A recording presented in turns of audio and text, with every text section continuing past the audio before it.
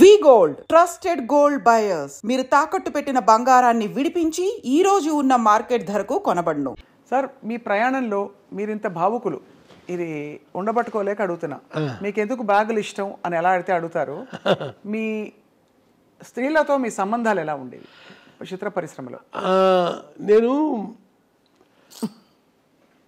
నాకేంటో తెలియదండి, నాదంతా మానసికమైన సంబంధం తప్ప ఫిజికల్గానే పెట్టుకోనండి. ఏంటో తెలియదు నాకు ఎవరితోని. నాకు ఓ హీరోయిన్ అని ఏదో చాలామంది చెప్పుకుంటారా, ఆ మనిషితో సైతం నాకు ఫిజికల్గా నాకు ఎవరితోని సంబంధాలు లేవు. కానీ మీకు ప్రేమ కలుగుతుందా? అదేంటోనండి, మనిషి మీద ఒకనొక ఇష్టం. ఇప్పుడు సినిమాలో ఉదాహరించడం చాలా పెద్ద ఇదిగా ఉంటుంది, బాగోదు. మానసికంగా నేను ఇష్టపడడం తప్ప ఇదేం చేయను. ఓసారి ఒక ఇన్సిడెంట్ జరిగిందండి, బ్యాంకాక్ వెళ్ళామండి. కొందరు రైటర్స్తో పాటు బ్యాంకాక్ వెళ్ళాల్సి వచ్చింది ఒక అతను కలవడానికి, ఒక హీరోని. నాతో పాటు వచ్చిన ఒక యంగ్ రైటరు ఒక రూమ్ చూపించి, ఈ రూమ్లో పలానా డైరెక్టరు పేరు చెప్పనండి 5 అమ్మాయిలతో ఒక రాత్రి గడిపాడండి. నేను అసలు అది విన్నాను, కానీ నేను ఏమాత్రం నాకు అది సహించలే. ఏమాత్రం ఆ మాట శబ్దస్ఫూరకంగా నాకు అనిపించరా. నేను ఆ రకం కాదండి, ఎట్టి పరిస్థితుల్లో కాదు. అంటే ఇది అడగడానికి నేపథ్యం కూడా సార్, ఇది ఏదో మీ వ్యక్తిత్వం గురించి అడగడానికి అని కాదు సార్, తప్పట్టుకోకండి దయచేసి. మీరు ఎలా అడిగినా పర్లేదు, బట్ అంటే కానీ అంటే మీ ఇంత భావుకత ఉండే వంశీ గారికి సహజంగానే అంటే మీరు సృష్టించే పాత్రల మీదైనా మీకు ప్రేమ వచ్చేస్తుంది కదా. అవునండి. ఇప్పుడు సితార కావచ్చు, తర్వాత మీరు చెప్పిన అన్ని సినిమాల అందరు హీరోయిన్లు అంత అందంగా ఉన్నారు, ఒక్కొక్క సినిమాలో ఒక్కో తీరులో. సో అప్పుడు వేవ్ లెంగ్త్ అంటే కనెక్షన్ ఎవరితో కలిగి ఉంటుంది మీకు అని? అప్పట్లో మీరు అన్నట్టుగా ఒక హీరోయిన్తో ఎక్కువ మీ పేరుని జోడించారు, కానీ ఇంకా నేను ఇంకెవరితోనే నాకు అలాంటి లేదు. ఇప్పుడు వాణి విశ్వనాథ్ ఉంది, 2 సినిమాలు చేశాను నేను, అంతే. అంతవరకే. శోభన నాకు చాలా అద్భుతమైన వ్యక్తిత్వం, ఇది కలిగిన మనిషి, అంతే, అంతవరకే. ఇలాగ ఏ హీరోయిన్ తీసుకోండి అంతవరకే, అంత మించి.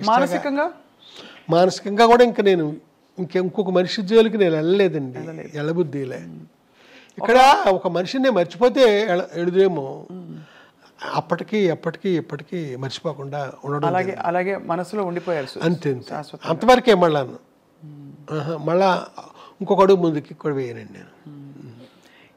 సార్, ఇలాంటి ప్రేమ వంశీ గారికి కలిగినా ఎవరికి కలిగినా, నాకైనా ఆయనకైనా మనిషి లేకపోవడం బాధ ఉంటుంది కదా సార్. ఆ బాధను ఎలా సమాధానపరుచుకుంటారు? ఏమని చెప్పుకుంటారు మీకు మీరు? ఈ మనిషి నాకు ఇష్టం, ఈ మనిషి నాతో లేరు. ఏమండి, ఇది ఒకటి చెప్తానండి. నిన్న ఒక ఫోటో చూశానండి. ఆ ఫోటో ఎవరిదంటే జమున గారిది. నేను డైలీ శుభోదయాలు పెడుతుంటారండి. అవును, ఫేస్బుక్లో కాదు, మామూలుగా పంపించేవాడిని మీలాంటి ఫ్రెండ్స్కి. మీకు కూడా పంపిస్తాను. అలాగే కొంతమందికే పంపించేటప్పుడు, ఇప్పుడు మా వర్మ, చిరంజీవి వర్మ అని అతను, అంటే ఇప్పుడు నా తాలూకు యూట్యూబ్ ఛానల్ అంతా చూసేది అతనే. అతను ఫేస్బుక్లో కూడా పెట్టేస్తున్నాడు ఈ శుభోదయాలు. అయితే నిన్న జమున గారు లేకపోయినా ఆ మోగ మనసులో గౌరీ నా గుండెల్లోనే ఉంది అనేదో రాశానండి అన్న. ఆ శుభోదయం అనగారేపట్లో వస్తుంది. సార్, ఫేస్బుక్లో మీరు పెడుతున్న, అంటే మీరు పంపిస్తున్న శుభోదయాలు ఫేస్బుక్లోకి వస్తున్నాయి.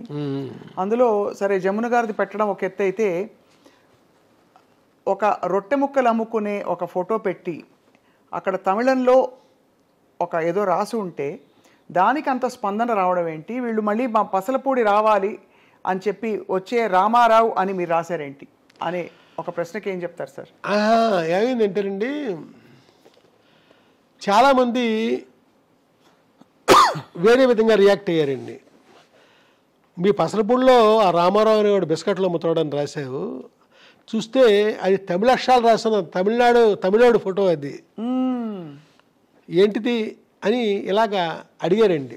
నేను చెప్పేది ఏంటంటే, నా చైల్డ్హుడ్లో నేను నిక్కర్లు వేసుకుని తిరిగే రోజుల్లో రామచంద్రపురం నుంచి మాకు పక్కనే ఉన్న 2 కిలోమీటర్స్ దూరంలో ఉన్న రామచంద్రపురం నుంచి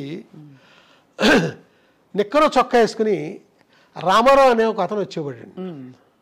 వచ్చి మా ఊర్లో ఆ రొట్టి బిస్కెట్లు అమ్మేవాడు. ఆ అమ్మినప్పుడు చూడండి కొన్ని బిస్కెట్లు ఇరిగిపోతాయి ముక్కల కింద. మాలాంటి పిల్లల్ని పిలిచి అందరికీ పంచిపెట్టేవాడు అతను.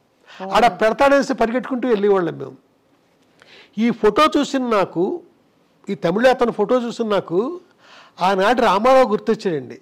గుర్తొచ్చి నేను అలా పెట్టాను. అలా రామారావు గుర్తొచ్చాడు నాకు. అలాగా నేను రాయడం జరగలేదు. దాంతో ఈ తమిళ ఫోటో పెట్టి మా పసరబొడిచిన రామారావు అని రాస్తావా అనేసి కొంతమంది కొంచెం కాంట్రవర్షియల్గా ప్రవర్తించారు. నా ఉద్దేశం, నా బాల్యంలో నేను అప్పుడు చూసిన రామారావు నాకు ఇప్పుడు గుర్తొచ్చాడు అని నేను ఆ వాక్యం నిర్మాణం చూసారా, అది సరిగ్గా జరగలేదు. అది అంటే మీ కవి హృదయం వాళ్ళకి అర్థం కాలేదు. కవి హృదయం అంటే ఇక్కడ కవి హృదయం కాదండి, నా స్పష్టత లేదు నేను చెప్పిన దాంట్లో. ఇది ఆనాడు నాకు ఆ రామారావు గుర్తొచ్చాడు ఇతను చూశాక అంటే పాపం ఎవరో మాట్లాడరు. అవునవును. నేను రాసిన దాంట్లో ఆ స్పష్టత లేకపోవడం వల్ల జనం నన్ను అపార్థం చేసుకున్నారు. ఈ ఫేస్బుక్ సాధ్యమైనంతగా నేను కరెక్ట్గా అన్వయించేలాగే నేను చెప్తానండి. శుభోదయం ఏది పెట్టనియండి, నా జీవితానికి అది అన్వయించినప్పుడే నేను దాన్ని తీసుకుంటాను తప్ప పొరపాటుని, లేకపోతే పలానా స్వప్న లైఫ్లో ఇలాగా అది కూడా నేను చెప్తాను, పలానా రామారావు రాజుబాబు అలాగా అని చెప్తానండి. ఇక్కడ మట్టికి అలా జరిగింది. వివరణ ఇవ్వకపోవడం, వివరణ ఇవ్వలేదు, తప్ప ఇంకేం కాదు. ఇప్పుడంటే ఇంత వయసులోనండి, చిన్నప్పుడు ఇదంతా జరిగింది. గొప్ప జ్ఞాపకాలంటే మీకు చాలా ఇష్టం కదా సార్? జ్ఞాపకాలంటే ఆకుపచ్చని జ్ఞాపకాలు, పొలమారిన జ్ఞాపకాలు, ఇలాగ జ్ఞాపకాలు మీద చాలా ఉన్నాయండి. ఇంకా రాయాల్సినవి కూడా ఉన్నాయి. మాట్లాడే జ్ఞాపకాలు ఇవన్నీ రాశాను కదా, ఇంకా రాయాల్సినవి ఉన్నాయండి. పోట్లాడే జ్ఞాపకాలు, పరిగెట్టే జ్ఞాపకాలు, నడిపించే జ్ఞాపకాలు, ఇలాగా ఎన్నైనా రాయొచ్చండి. ఎప్పుడు వర్తమానం నాకు బాగోదు, అది జ్ఞాపకం అయినప్పుడే బాగుంటుంది. ఏంటో నాకు తెలియదండి. అది మీ కళాత్మకత సార్.